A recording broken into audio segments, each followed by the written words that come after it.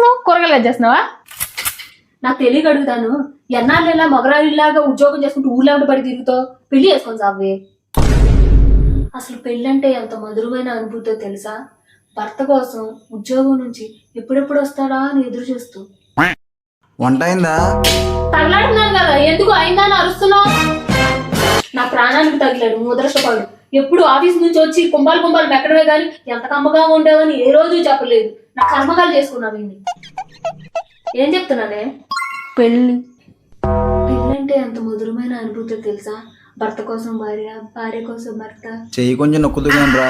ఏంటయ్యా వంట చేస్తుంటే పద్దాక నీ గోల, కాళ్ళ నొక్కు చేతులు నొక్కు అని రోగి స్టాండ్ ఇచ్చి పెళ్లి చేశారు మా అమ్మ. కర్మగాని పెళ్లి చేసుకున్నది.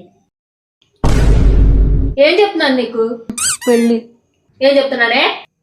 పెళ్ళి. పెళ్ళి అనేది ఒక అద్భుతమైన అనుభూతి. ఉన్నావా? ఇంకోసారి పిలిస్తే చొప్పు తిరిగేసి కొడతా. పెళ్లి చేసుకొని మహారాణిలాగా చూసుకుంటాడు అనుకున్నా, వంటింటి కుందేలు చేసి పడేశారు. ఆ రోజు మా అమ్మ మాట ఎనుకుండా ఉన్నా బాగుండేది, హాయిగా ఉండేదాన్ని.